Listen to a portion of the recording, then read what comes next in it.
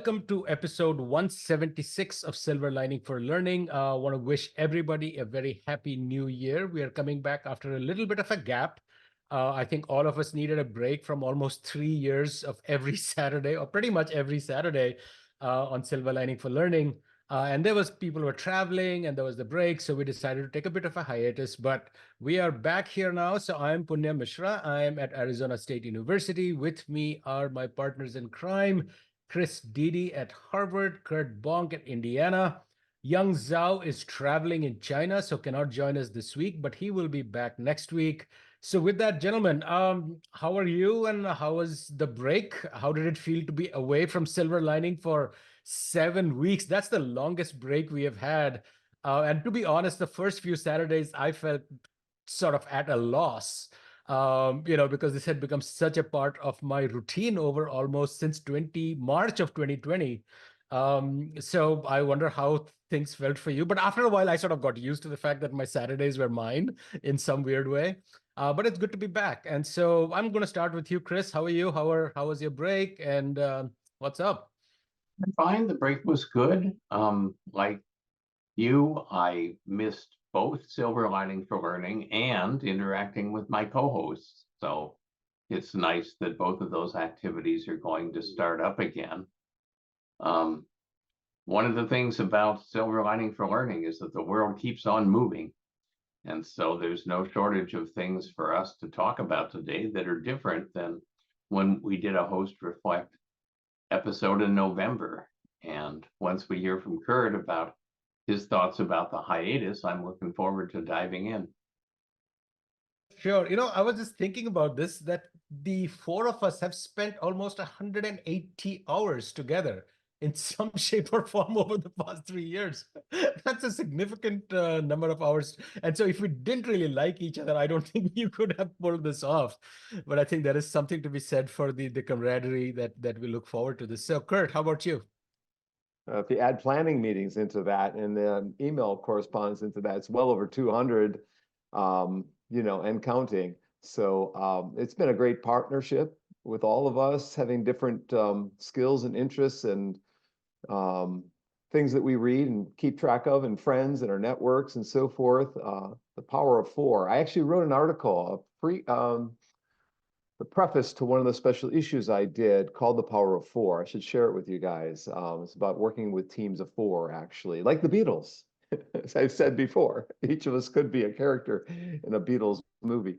What happened for me in December was a continuation of what happened in September, because in September, I went, as you know, to the American University in Cairo in Egypt, and I got to speak to people face to face in another country. I gave 5 talks, mostly to English and rhetoric folks, but to others. It just felt so cool. And so, I felt so alive being there, as tired as I was, as sickly as I was, just going through Kleenex box after Kleenex box. But I just felt so fantastic to be in the presence of other people, of course, to see the pyramids and whatnot in downtown Cairo, seeing the aqueducts and old churches and synagogues. But then, when we took off here at late November, or we took mid-November, in late November, I went to Japan for the International Conference on Computers and Education conference, and in Matsui, Japan, on Western Japan. And I did have a great time there, and I'm gonna probably pull in 3 or 4 people from that conference. So in the coming months, I'll probably have some of the keynotes from that conference for us as guests. I also had a chance during break to go to my daughters in Las Vegas and hike Red Rock Canyon and run in low humidity climate, like being in Phoenix, where you are, Punya, and it felt really, really great. I mean, just like it's outside here, it's so cold, but yet it's, we got some humidity here the last couple of weeks, and so it's torturous running sometimes, here in the Midwest. And it was lovely to be out in Vegas. But I've been thinking about some shows, and I've been stockpiling a few things. I've got some folks I'm waiting to hear back from. So I think the spring should bode well in terms of having a variety of people that we bring in and extend Silver Lining for Learning in new ways, shapes, or forms. But this notion of going back to live instruction is one that maybe we can hit on here today. There's two things I think immediately that come to mind here that we can discuss, and one is how people, how faculty, how students are adjusting their schedules to try to take advantage of live situations. I'm going to have a class, my first class in 4 years, this coming Friday. I meet my dissertation prep class live, seeing people. Wow. I'm so looking forward to that experience in So our that's building. interesting. So you haven't taught live since the pandemic, is that true? Since March, since 2020? In the School of Ed at IU. In our building, I've not. Oh, I wow. have, yeah, I have been in an old part of campus doing a blended or hybrid class a Okay. couple of years ago in a building built in 1800s. That was cool too. But to be honest, when I did high flex and the students took advantage of the high flex and not a lot of them showed up face to face. Okay. So Chris, how about you? Are you teaching fully online, or do you teach in person as well? I'm teaching a hybrid with 80% online and 20% face-to-face. So I how taught, do you work that? I mean, are these students who are online, is it synchronous or is it asynchronous for them and synchronous for the in person? How do you juggle that? well, it's for our residential students. So I'm the only faculty member in the residential program teaching anything other than face-to-face. And Okay. I just feel that students need to understand how to be effective Ah, online. And interesting. So they are here. I mean, they are in Boston or, in and yeah, around, but can choose to go on. So, okay, I get it. yeah. So, okay, so in my case, I teach, teaching is not a part of my load per se, but I miss teaching so much that I always, every year, I have this class called Education by Design that I love to teach. I mean, I always say that's the class I was sort of born to teach because it brings all these different things that I'm interested in together. And I taught it over the pandemic, and that was really the worst experience I've ever had of teaching that class.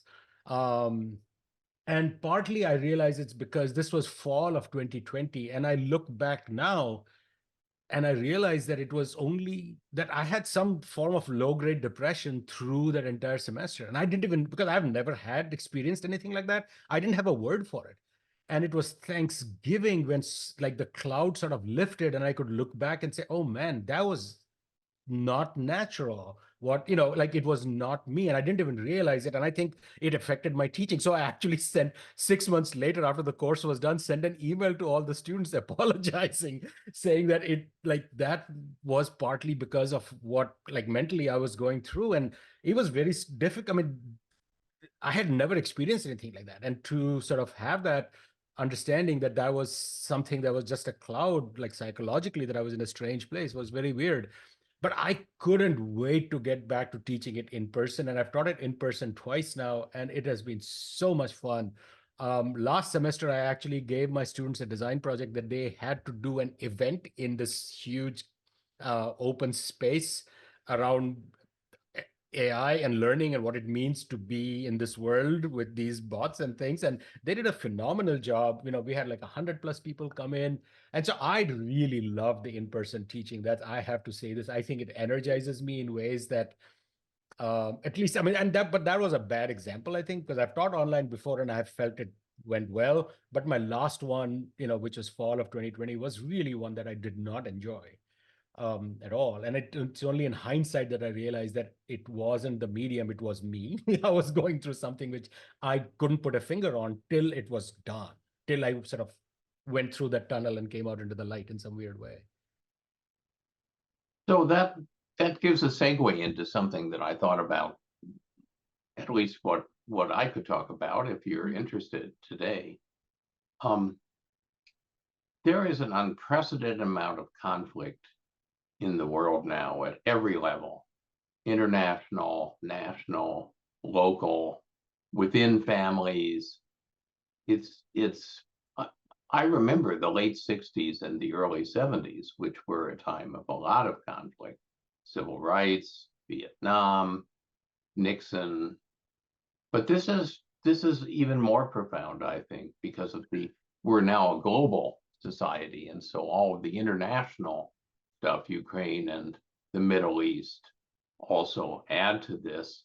And we're a more diverse society, so there are people who come from halfway across the world that are part of my local community, and so their international involvement means that some of those events that are remote for me are local for them from their perspective. And I think that this group of students of every age is really facing an awful lot of PTSD, in the sense that first there was the pandemic, and now, even though the pandemic has somewhat receded, there's all this conflict, and very bitter conflict. And so, one can make a case for how this is very important in terms of soft skills, and I think people have paid a lot of attention to that.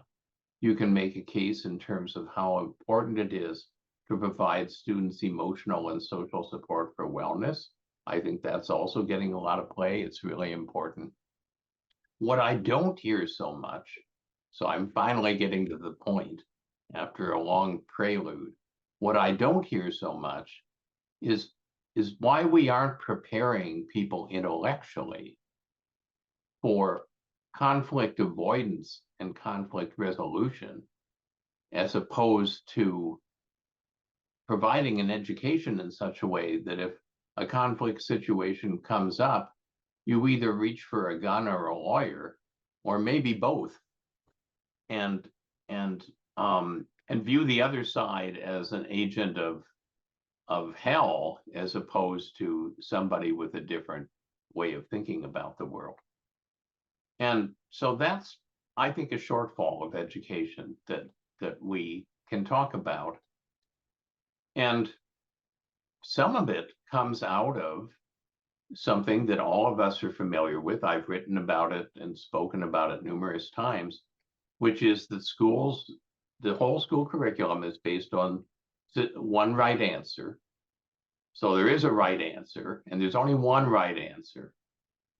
And also, it's based on avoiding topics that don't have one right answer, in part because they're hard to test, in part because then people get uneasy.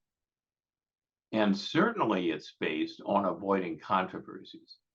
God forbid that we should introduce a controversial topic into the school. Well, of course, then people graduate with no comprehension of things that don't have one right answer, with no experience and mentoring on how to handle controversy to keep it from turning into a war. And that's a problem with the culture of schooling. And it is a problem that we could fix, I believe. But first thing is to surface and acknowledge that that there's a problem. It's interesting to me. I'll say one more thing and then stop. Yeah, sure. It's interesting to me how unreflective our institutions are about these very issues. So Harvard, which takes enormous pride in itself, as you can tell from recent events, arrogant and pride, it's graduated all these people who are smart, who are throwing gasoline on the conflicts, who are committing enormous moral and ethical breaches. And the university isn't assuming any responsibility for that.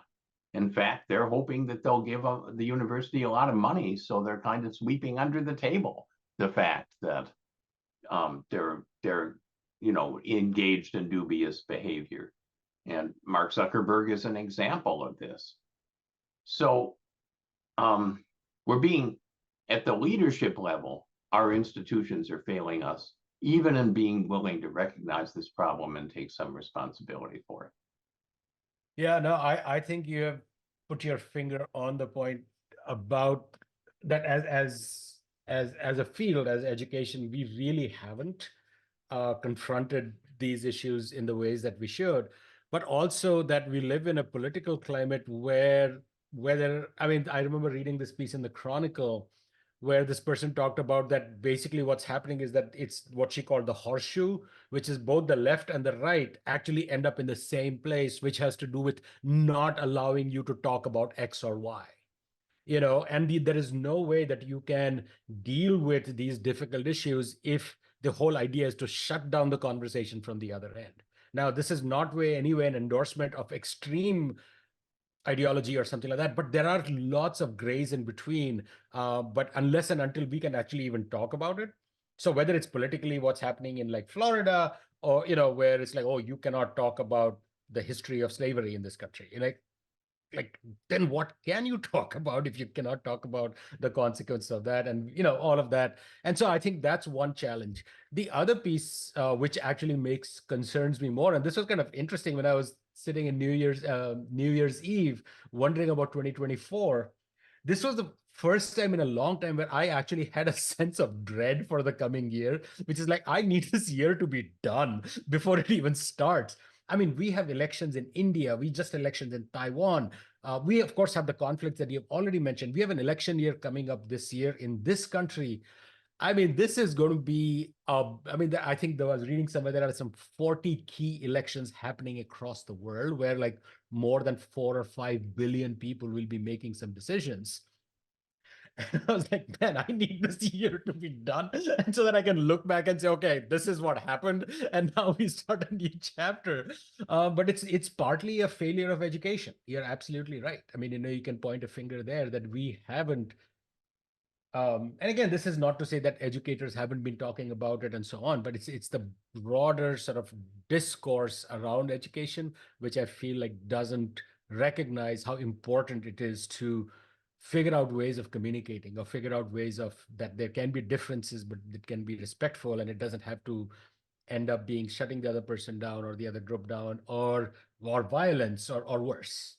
And I think we are sort of in that space now. And the thing that things get crazier, partly because of these stresses of global climate change. We're going to see the impacts of that on people across the world, where you see more refugee and migrant populations, more you know crazy weather conditions, and then you of course have technological change and so on, which is, I mean, that's one piece that I want to talk about at some point, about some of my concerns around some of this Gen AI and what it means down the road, socially speaking. But I think, yeah, you're absolutely right, Chris. That is something does it's always hanging over our heads in some way, that we, and not sure I have the answers for that, but it is something that I sort of worry about. So I don't know, Kurt, what your take is. You're the optimist in our group, so we got to, you got to make us feel better. Well, I did have the show with your friend Dana and Natalie Gruber on wellness and meditation and all that, creativity. We should have our ears, attuned to news and people we could bring in related to wellness and social cognition and perspective taking and forgiveness. And I mentioned last month that, or 2 months ago, that one of my former professors at Wisconsin has been nominated for a Nobel Prize several times for his work on forgiveness. He brought forgiveness research out of the religious domain into psychology as one of the key area to be explored. And I looked him up, and he was recently on Sanjay Gupta's podcast show. And it was a fascinating show, actually. I was listening to it on the trail the other day. So yeah, people like him we could bring in during this coming year. I think maybe we could try and get each one of us get one show a piece related to, social psychological wellness and mental health and well-being and so forth. That would be maybe a key area to be looking at this year, given all that Chris had said, which is all true. Whether it's local, national, global, there are conflicts all over the place. And some of them are, highlighted in the news, and many are not. Many are, people are hidden, and people are dealing without a chance to communicate what's happening around them. And teachers, I guess, educators are becoming more attuned to this since COVID, and listening to the students, or, from what I'm reading, it's become more of a focus area. Look at students' well-being, and that maybe needs to become part of the teacher ed curriculum, I guess. I wonder if we could bring in some teacher educators in here to talk about how teacher education has changed during the past few years. What kinds of experiences, what kinds of expectations, what kinds of competencies are they now trying to build that they hadn't addressed in the past? Has it changed at all? And I wonder if there's any teacher educator specialists that that we haven't brought in that we could. I'll stop there.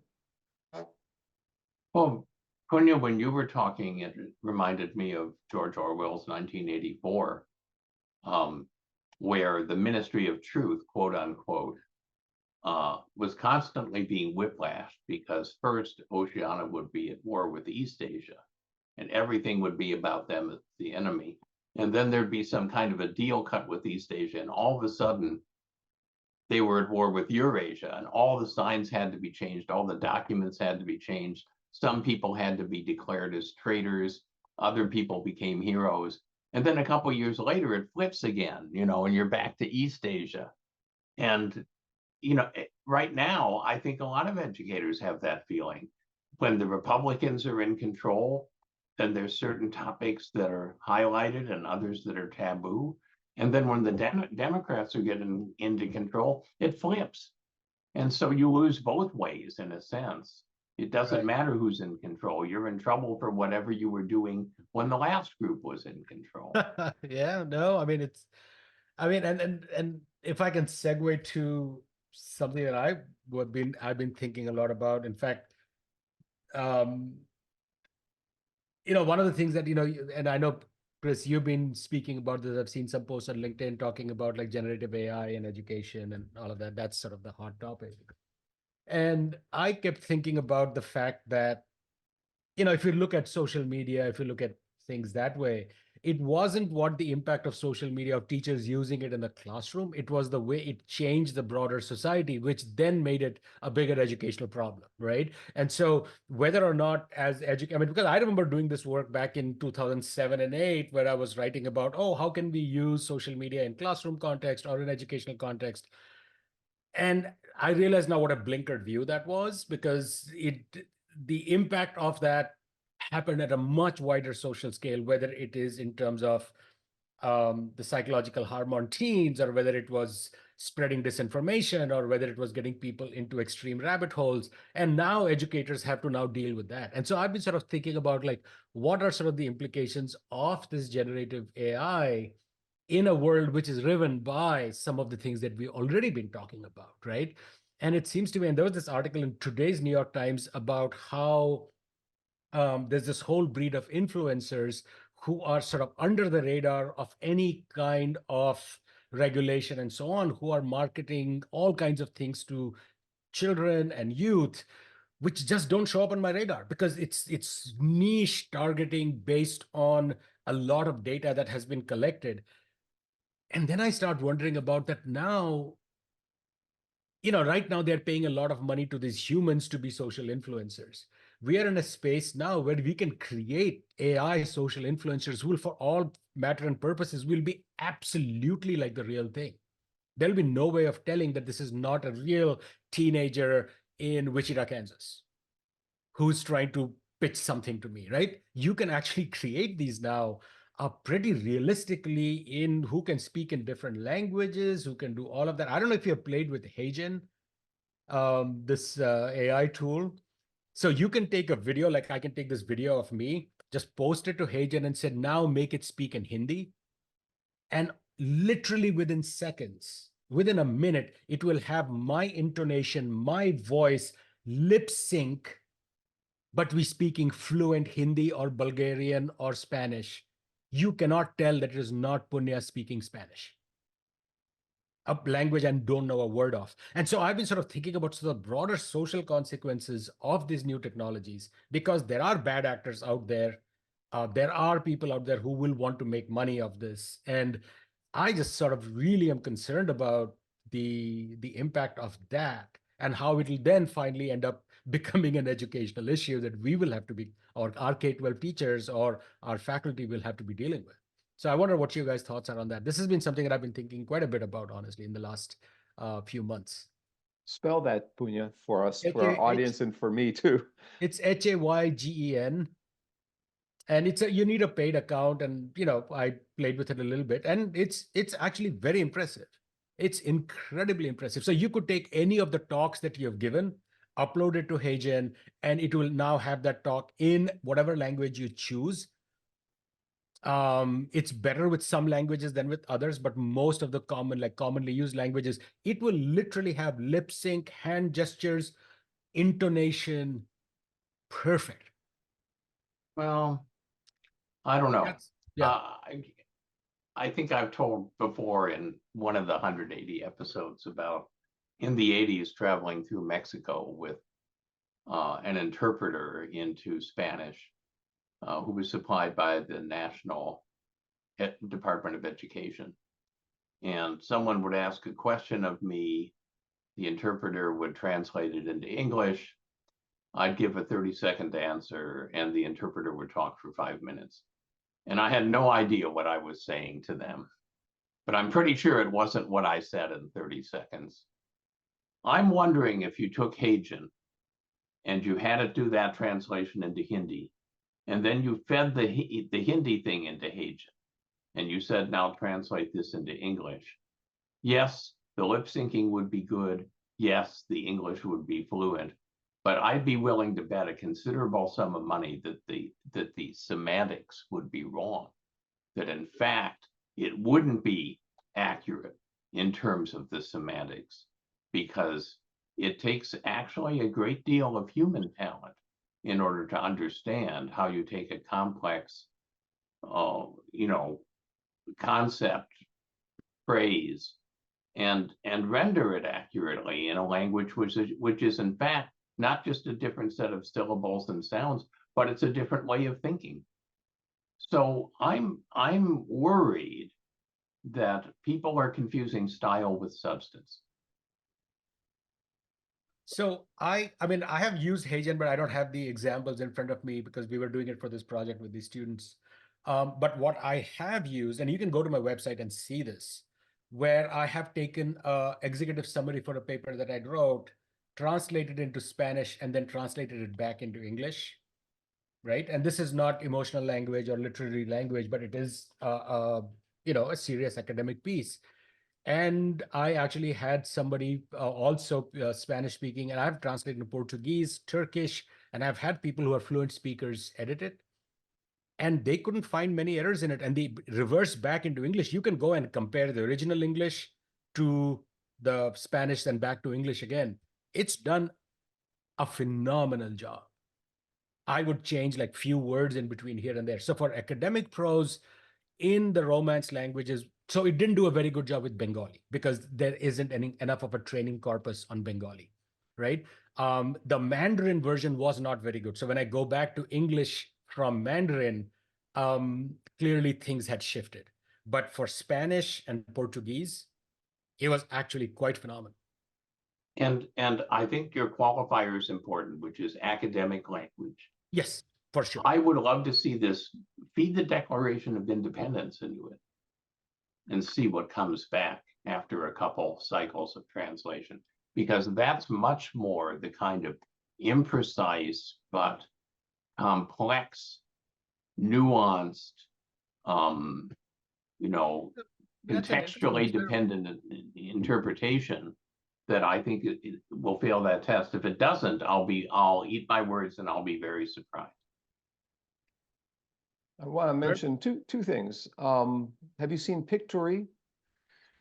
Pictory is listed as a powerful AI tool, enables you to create and edit professional quality videos using text, no technical skills, blah, blah, blah, repurposing video into short branded videos for marketing purposes. But my colleague's using it in education. And she says, in higher ed, online instructors might have lecture notes that they want to change to videos.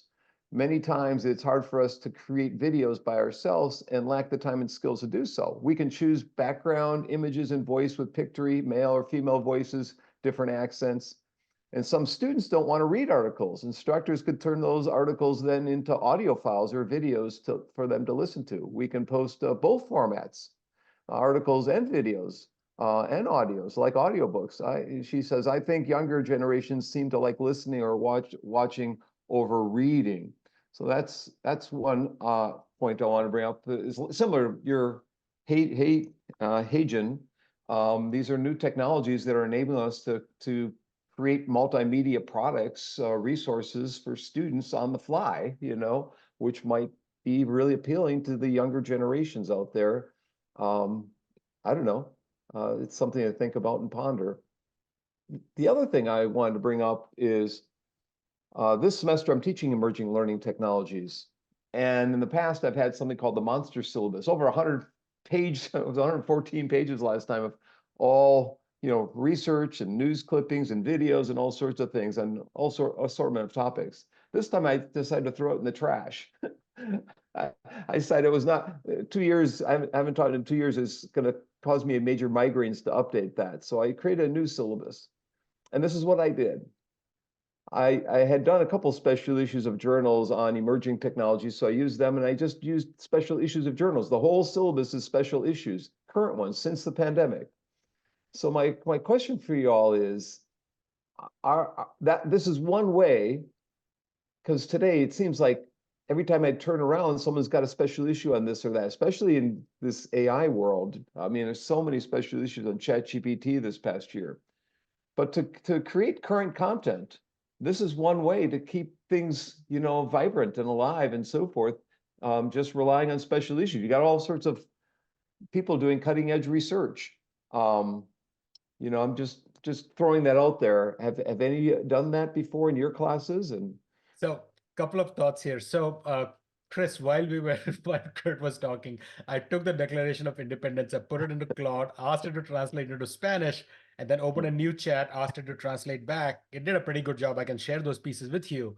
And then I asked it, like, what were you translating? So it's like, it's the Declaration of Independence. This is the prologue of it. This is the blah, blah, blah. And I asked it, like, did you know that you were translating and keep that in mind while doing it? Or did you do a translation? He said, so Claude's response was, I don't know how much to trust it or believe it, was, and I will quote, no, I did not realize it was the Declaration of Independence when I only translated the Spanish back into English as an AI system, blah, blah, blah, blah, blah.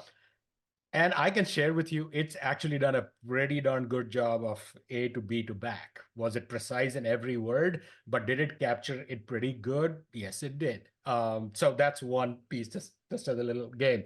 But Kurt, one of the things that I've been wanting, that I was hoping we'd get a chance to talk about. So I'm not going to touch on the special issue. I think there are lots of these around. People are, one of the things I think special issues are popular also is because the pay for journals, the open Right. source, public, whatever fee for special issues, they can actually waive that or they can reduce it. So that's another reason for its popularity. I think it's that. And of course, everybody's jumping on the AI bandwagon.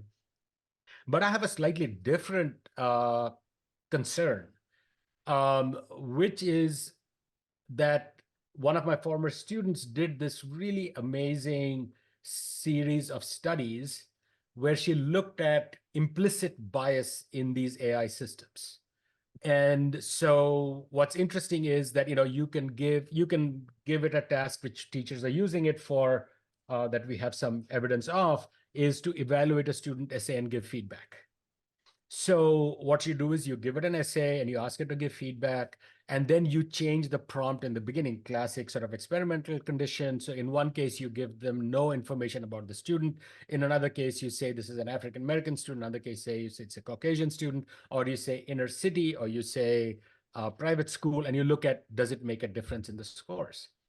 And what she finds is that if you explicitly use race, it actually scores the Black student higher. But if you don't explicitly use race, but use implicit correlates of it, so inner city versus private, it actually comes out as biased. And so what she's arguing is that is actually more insidious, because they have built guardrails around explicit mentions of race in the system, but that the system inherently, because it reflects us and it's trained on a body of work which is created by us, and society broadly we are racist, whatever, that implicit thing stays. Now, to me, that's a really powerful study, done really well. Whoever has read it has said it's been very impeccably done, but it's got desk rejected by 3 journals, you know, and the other thing is that the pace at which this technology is changing, this needs to get out there. So finally, what she did was she put it up on Social Sciences, network as a preprint, and it is now their 5th highest downloaded paper. And so there is a sort of a piece here to be considered about why. And this is the interesting, I won't name the journal, but one of the journal editors said that we tend to publish positive things about technology. I'm Oh like, are God. you a journal or are you a booster for technology? Jeez. And so that was like scary to me, like weird to me. And the fact that people are not willing to touch this topic, coming back to this thing of what can we talk about, what we can't talk about, Right. right? This is an important question of implicit bias in the systems that journals are not willing to take on. So that's sort of weird. But even if they do take it on, the publishing cycle is that of 6 months to a year before it'll even get published.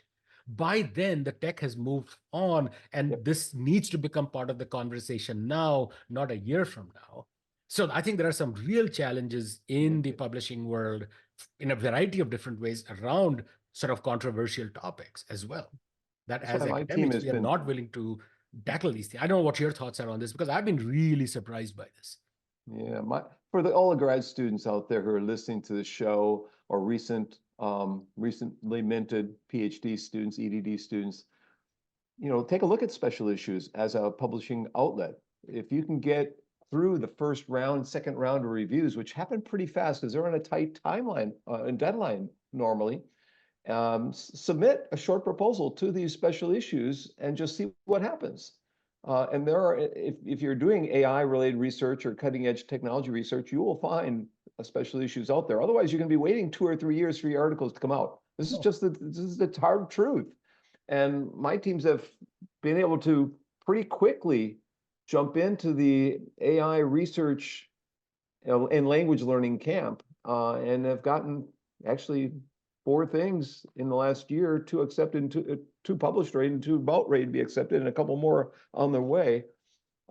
So, and the same thing happened 20 years ago with online learning. I was able to, there were a lot of special issues when online learning was hot in the early days. So Punya, I'm just wondering, with 3 desk rejections, do you have any theories behind why they're immediately desk rejected? The one is obvious, he's biased, but the So other that was 2? one. The other one, in one case, the reviewer didn't understand. It did go through. I think the reviewer, I don't think the second one was Death Reject, went to the reviewer who completely did not understand the study, Right, just didn't get it, was asked, like the comments were like irrelevant, honestly. right, I right, don't right. think the editor did the job of looking through and saying whether this was a valid thing or not. Yeah, yeah. In one case, it was actually quite surprising to us. And we actually shared that with a couple of people who had been previous editors of the journal, pretty big names in the field, and they were shocked that it So, had not been, not just right. that it had been rejected, but the fact that this was not even published. Like this deserved to be published. I mean, it's on my website. I can send you the link. It's on SSRN. You can read the paper. I think it's an incredibly important topic, It is. I can't given. believe that, you got bias, lack of awareness, and you've got And the, surprise. the the the really interesting thing is that like people have talked about bias. This talks about in a very nuanced way, because Right. it talks about implicit bias. So it's almost like asking somebody, "Are you racist?" Obviously, people are going to say no. But if you see their behavior, or if you see other things, then you will see that. I mean, all of us are. I mean, I'm just saying, Yeah. even me, right? I mean, these are very deeply entrenched biases that we have, and these systems have it. I think that's a really powerful finding. It's just Yeah. fascinating to me how complicated these things can get. Mm. Chris, you had some thoughts. Well, it's just interesting to think about if you have ideas that you think are important and timely and you want to get them out. For God's sake, don't go to a scholarly journal, No, right? absolutely. I mean, get it on Silver Lining for Learning. Write a provocative blog Yeah. and get a social media influencer to promote it on LinkedIn. get into a preprint group with some people that like to be on the cutting edge and that do at least some vetting of what the preprints are, so that there's an initial filter, and get it out there that way. Yeah. But for of sure. course, then if you want to get hired, or if you want to get tenured, Right. the system is going to say, oh, you're not having impact. No, wrong. No, wrong. What they mean is you're not getting into the journals that 2 years too late, 100 people will read instead of 10,000 people will read in real time. So it's broken. I mean, it's really It is profoundly broken. It is. broken. I mean, I had sort of thought about it that it was broken, but this experience over the past 3 months has really brought home to me just how broken the system is. And you know, and we have it. She has it out on SSR, and she's an assistant professor. I mean, we had talked about that this could be a career-making piece because it's such a powerful example and so timely or whatever, and she can't even get it published. I mean, Yeah, it's insane. so add to that, my university, which decided that they won't count anything until it's actually out in print. So there's online first is a new thing that journals have things going online first. So people are reading it, citing it. You can recommend it for awards. The paper could get awards, but some journals are taking 3 years after the online first to come out. Interactive learning environments is a case in point. That's one SSCI journal, 3 years after online. So my university will not count it as a publication for me till it's actually out with a printed number, and so I could actually get an award 3 years before that for the same article. So you talk about the delay process. That's It's crazy. ridiculous, you know. Yeah. So same with books that come out in the summer of 2024. It will be dated 2025. My university will not count that then until the following year. It's just they're pretty weird. Anyways. There's a lot of, for all those listening out there, write me an email. I'm happy to give advice. I have a website that lists 100 journals in this field in learning design technology and educational psychology and whatnot. Go to my homepage, go to web resources, and take a look. But some of those journals are going to be really slow, and some of them the ebbs and flows. Sometimes they have an editor that's really good and gets things caught up, and they go to a different editor and things get way behind. So you can't rely on just one person's advice and where to go to publish your work. Get a couple people to mentors to talk to because it's complicated. It's really complicated. It takes a while to figure out. If you want to be good at this game, it takes quite a bit of skill to figure out where you're going to go with a piece, and that's why I'm recommending to folks take a look at special issues. If you want to get hired as an academic and you want to get things out fairly quickly, that's one way to go, because those things are guaranteed to come out once you get through the first couple round or two. Then you're almost home free. Almost. You have to still do the work and get a high quality paper, but the others, it's a crap show, because you might have a editor doesn't understand your work, like Punya said. You might have editors biased against your work. The editor just makes a stupid decision. And that happens a lot too. Believe me, Punya, I've had the one where you just shake your head and you're wondering, what the heck? Desk reject on this paper, So anyways, I could rant and rave for another half hour on this topic, because I've been, since the pandemic, I've had a lot of papers going back and forth. Anyhow. Yeah, you've been good. So I'm just looking at the time here, and I'm wondering if it might be worthwhile to close out the inaugural show for 2024. And I'll come back to you, Kurt, 1 second. If we give ourselves a minute towards the end to make some sort of predictions about the year coming forward. We've already talked a little bit about like my concern about the year coming forward. But in the space of education, what are we thinking? What are we looking forward to? What are we concerned about? But Kurt, I know you have something else that you want to add before we jump into that. But I wanted to give us a moment to think about it. So can you read that word above my finger? It says predictions. Okay. Yep, So I can see that now. This week, I've been reading a lot of different news articles, and it's people making predictions or comparing their predictions to last year. What did so-and-so say was going to happen? It's particularly ChatGPT and other things. What really happened? And to be honest, I don't have any predictions yet, so I'd rather have you guys go first and let me have a minute or two to think No, about I know. it. So that's why I said let's give this a minute. We can still keep talking, but have this sort of think about it in the Yeah. background, so to speak. So, Chris, your thoughts? So giving us time to think Yeah, by continuing the conversation. sure. You know, when I was a graduate student, I learned about the Rosenthal effect, which is all about implicit bias on the part of human beings. No AI involved at all, just Mhm. what you believe about students that you don't know. So your belief system is based on some kind of cultural, historical, personal idiosyncratic set of beliefs. A colleague and I published in the last 2 years a paper where we, again, no AI was involved. We did use virtual environments. We looked at teachers' judgments of students' literacy in the context of reading. And we created 2 simulated students who in fact had identical literacy. And but they looked different from each other. And they said different things than each other. So one student would say, last summer, I went to Europe with my family. And another student would say, my mom's a single mother, and so I have to spend a lot of time at home alone. So there were cues about SES. There were not cues about race or ethnicity. There were not language differences. It was really just straight SES. And what we found is, and we varied, you know, the appearance of the student that was high SES and low SES, we counterbalanced everything. And the teachers evaluated those 2 students differently because of this implicit knowledge that they got about their SES.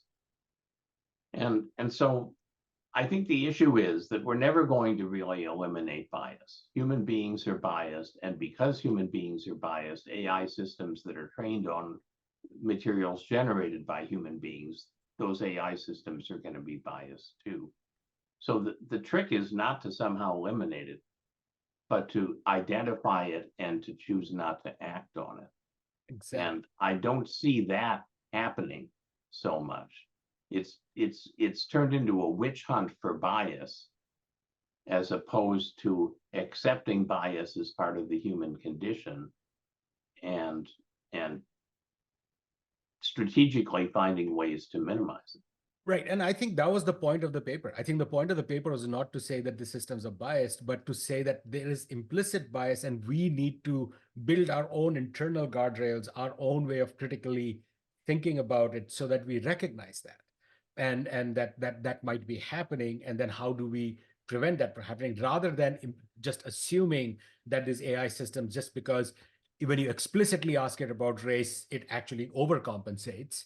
That's not something that means that this overall system is not problematic. You know, that I think that was the whole point of the paper, was not to just point to the bias, but to say that we as educators need to recognize, just as we do with every other thing that we do, that we might be biased as well, and that these AI systems, we can't take them at face value. I mean, that was the point. I think it was not just to, you know, say, oh, these are biased, but that these are reflecting us. I mean, that's how we've sort of talked about it, that this is a dark mirror reflecting our society in general. So just because we have problems, these systems have problems as well because they're trained on us, you know.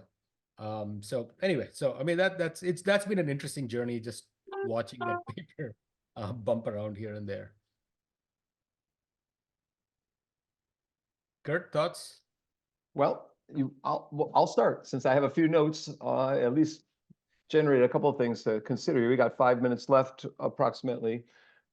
And so, you know, given what we saw in 2023 and the end of 2022, the pervasive emphasis on AI, it's just that will extend in 2024. And the way it will extend is, of course, funding streams. We're seeing that right now from the Department of Ed yesterday with centers that they want to create on online pedagogy and things. We'll see it in terms of organizations. There'll be special interest groups at AERA on AI and education that emerge. I know this because I'm helping create it. There'll be, certificates, micro-credentials on AI in education. There'll be new partnerships, of course, and so forth, and new conferences, new summits, all that. But, and pedagogies. I'll do a session for Contact North on February 8th at 10 o'clock. If anyone wants to attend my session who's listening in here, I'll be doing part 2 on AI pedagogies with Contact North. But we have to think beyond that. Those are the obvious things that we know is going to happen, or that are going to happen. But what about what extends beyond that? Are we going to have departments? Are we going to have programs on AI in education? Right now, I see a lot of job openings for open rank positions at different universities. They want to hire one AI person, an expert, and one AI expert is, well, other than Chris Dede, isn't going to make a whole lot of difference for the entire campus.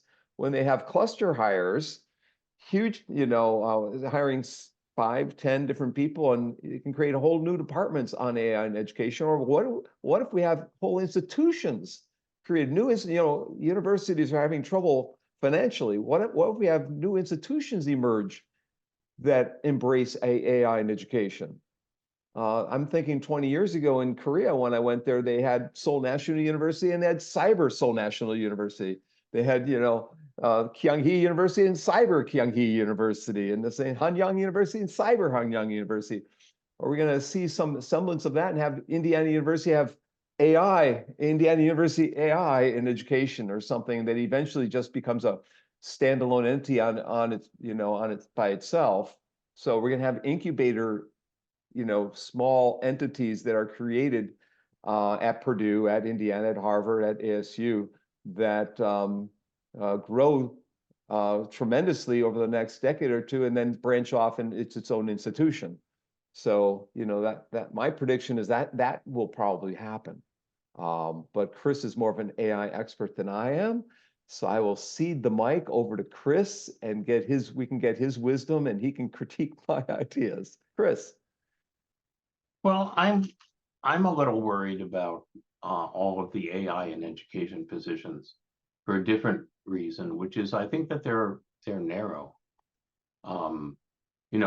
2 years ago, we could have had 1 million metaverse positions. And then we could have had 1 million VR positions, and then we'll have 1 million AI positions. Ed tech is broader than that. And, you want an AI expert, a true AI expert is probably going to end up in the computer science department because they're not going to have a student body that can help them to make breakthroughs in an education school. Education school should be hiring people that are broader in ed tech, like the co-hosts of this show, who, yes, when AI or the metaverse or VR comes along, they can learn enough about it to help educate students about it, but you don't have to have narrow experts, especially not narrow experts in a field that is difficult for a non-technical school to support. So that's a concern that I have. But my prediction concern is I think educators are going to get very, very risk averse in this next year. They're going to try to keep their heads down. The minute that you do almost anything that's unconventional, somebody is going to come along and try to whack you, whether it's on the liberal side or the conservative side. Educators are just prime targets. And to be a prime target now doesn't just mean that, parents might talk behind your back at the PTA about how they don't think you're a very good teacher.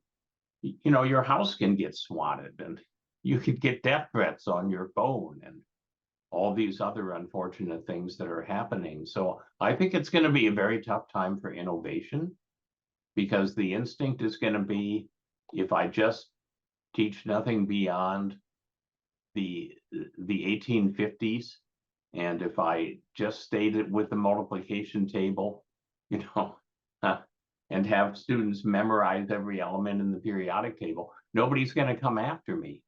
But the minute that I get into all of the things that we know are really important that we talk about in this show, this is a dangerous time for people to stand up and espouse those things.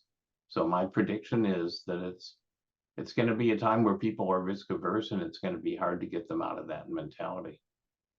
So I'm going to follow up on that, Chris, because I think it's a great segue to what I was going to talk about, which is the risk averseness is actually going to push these AI bot-like tutor systems into schools at a much greater level. And because those will focus just on disciplinary learning. I mean, so if you listen to Salman Khan speak about Khan Migo and so on, it's always about practice. It is about training. It is about repeating, skill development in terms of balancing equations or in balancing a chemical equation or learning facts about history, which these bots are going to be really good for, right? And they are going to be responsive. They're going to be blah, blah, blah, whatever. And so you're going to see a big push, I think, for partly the reason that you're saying, partly for economic reasons. And so my big prediction for this year is this is going to be the year of AI hype in education, where it's going to be positioned as being the solution to all of educational problems, that for now we can have a personalized bot for every learner, blah, blah, blah, which I don't have to preach to you guys about this, undermines at some fundamental level what education and learning is all about, what schooling is all about, having to do with citizenship, having to bump into people who have different opinions than yours, and recognizing that one has to negotiate and figure out, understand deeply your own position. Those are the big things that schools do, that schools at least are supposed to do. And I think that we're going to see everybody and their grandfather who has any kind of an educational software app is going to slap AI on top of it.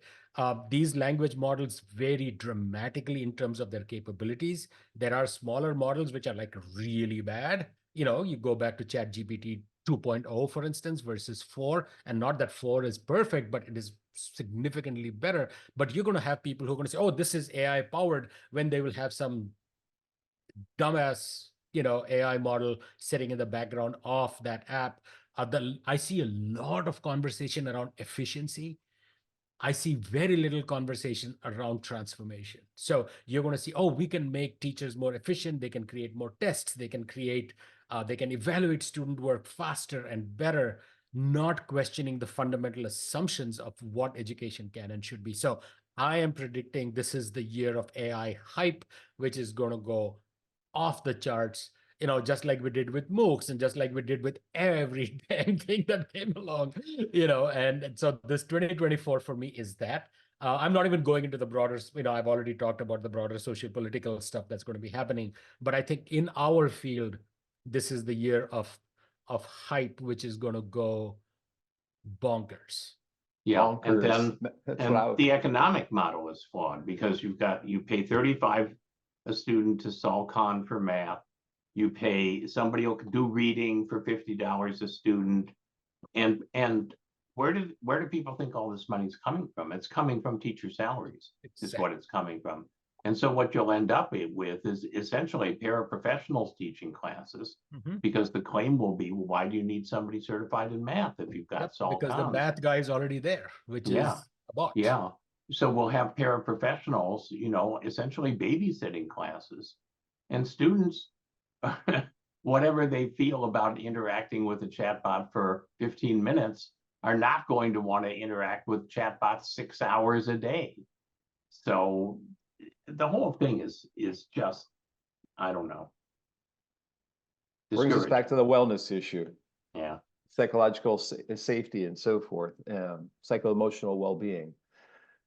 So, Punya, you want to wrap us up or lead us into next week? Yep. So I think Chris can wrap up, because I think, no, it's Young Zhao who has next episode, right? So we will wait for Young to get back from China. We will update the website with the new episode. So it'll be, I think, the same time that we normally do, which is noon Eastern next Saturday. And, I'm just so glad to see both of you on my Zoom screen. Can't wait to have Young back here so that our grid is full with new guests and everything. Couldn't Kurt, you did tell you them put that? the topic for next week? Let me pull that up Digital because Promise. Digital Students Promise. from Digital Promise. students from Digital Promise, yes, and that was one of the things we had talked about last year in one of our episodes, that we would like to get more students to be part of our episodes. So I think Zhao has taken us. I mean, he was one of the people who had proposed that and has sort of actually acted on it. So we will have some students from Digital Promise joining us next week, which should be an exciting episode. But with that, Happy New Year to everybody! Despite our grim procrastination, prognostications, I wish everybody a wonderful 2024, and I look forward to seeing you all online, and hopefully we run into each other in person. It's been a while since we hung out. And yeah, that's it. That's a wrap for episode 176.